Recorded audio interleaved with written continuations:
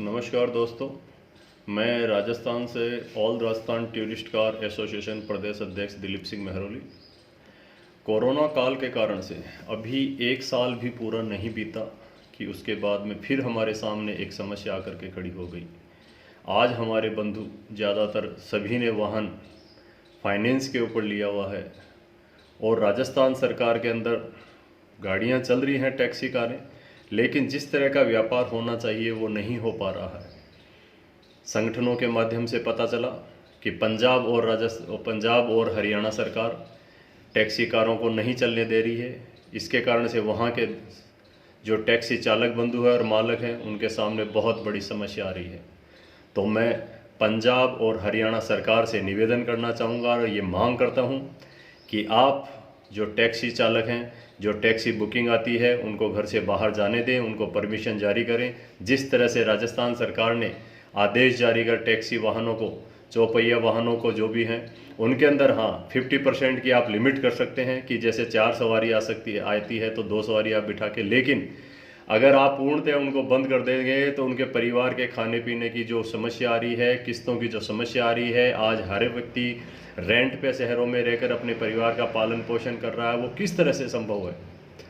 मैं केंद्र सरकार से मांग करता हूं कि आरबीआई को आप आदेश जारी कर वापस गाड़ियों का, जो भी फाइनेंस पे गाड़ियां चल रही हैं उनको कम से कम 6 महीने के लिए मोरेटोरियम का जो सिस्टम पहले लागू किया गया था वो वापस से लागू करें, चाहे बैंक और चाहे फाइनेंस कंपनियां।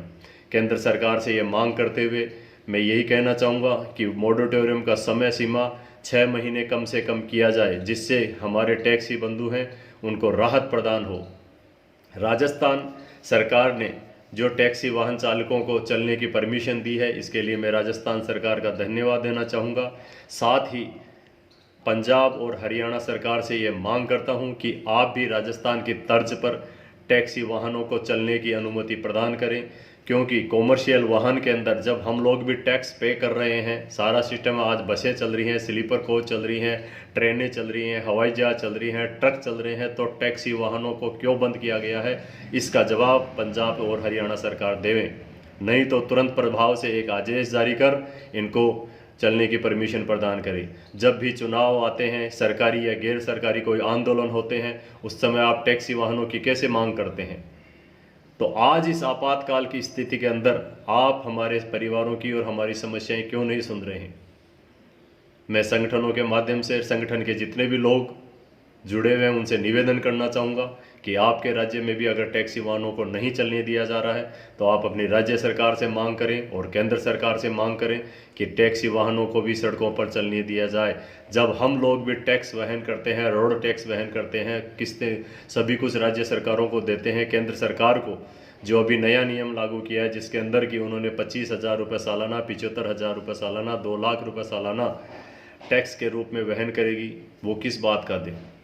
आज हम अपने घरों में कैद हो गए हैं, हमारे परिवार को चलाने के लिए हमारे पास में घर खर्च के पैसे भी नहीं हैं, किस्तों वाले परेशान कर रहे हैं, मकान वाला परेशान करता है, स्कूलों के बच्चों की फ़ीस है, छोटी मोटी घर में हारी बीमारी भी होती है, खाना पीना भी होता है, वो सब वहन कहाँ से करेंगे।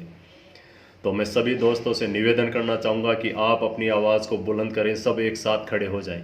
सभी राज्यों के अंदर मैं तो ये कहता हूँ कि टैक्सी वाहन भी चलना चाहिए। आज अगर देखा जाए तो जैसे मैंने आप सबको पहले भी बताया कि कोई भी कॉमर्शियल वाहन घर पे खड़ा और नहीं है, तो फिर टैक्सी कार ही क्यों घर पे खड़ी हुई है। इस सवाल का जवाब राज्य सरकारों के पास में भी नहीं है, न केंद्र सरकार के पास में। लेकिन हम ये मांग करते हैं संगठनों के माध्यम से कि आप हमारे को चलने दें, वरना हम हमारी ताकत दिखाएंगे, रोडों पे आ जाएंगे।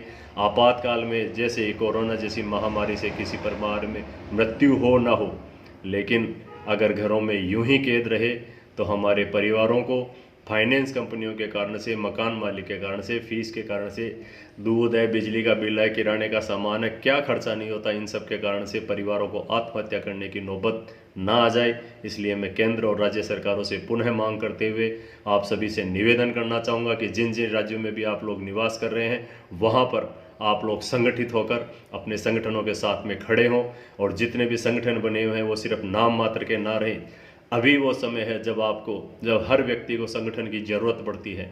राजस्थान के अंदर जब भी कोई ऐसी बात होगी तो हम लोग हमेशा तैयार बैठे हैं, लेकिन हरियाणा, पंजाब, हिमाचल, गुजरात वगैरह जहाँ पर भी टैक्सी वाहनों को नहीं चलने दिया जा रहा है, सरकारों के द्वारा अगर आदेश जारी नहीं हुआ है, तो आप वहाँ के मुख्यमंत्री और वहाँ के जो परिवहन मंत्री हैं उनसे जाकर के ज्ञापन दें, मिलें, पर धरना प्रदर्शन करें। कोई बात नहीं, अगर केस लगेंगे लग जाएंगे, लेकिन कम से कम हमारे बच्चे तो भूखे नहीं मरेंगे, हमारे को फाइनेंस कंपनी वाले तो परेशान नहीं करेंगे। इन सभी चीज़ों के लिए मैं आप सभी से पुनः एक बार आग्रह करता हूँ, दोस्तों उठ खड़े हो और अपनी ताकत दिखा दो।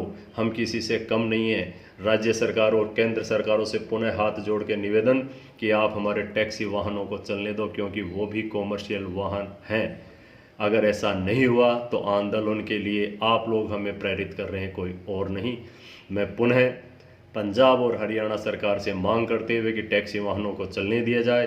केंद्र सरकार से एक ही मांग, आरबीआई के द्वारा एक आदेश जारी कर जितने भी फाइनेंस और बैंक हैं उनको आप कम से कम टैक्सी वाहनों पर 6 महीने का मोरेटोरियम का टाइम समय लिमिट बढ़ाएं। मैं राजस्थान से Dilip Singh Mehrauli, all Rajasthan tourist car association अध्यक्ष। जय हिंद दोस्तों।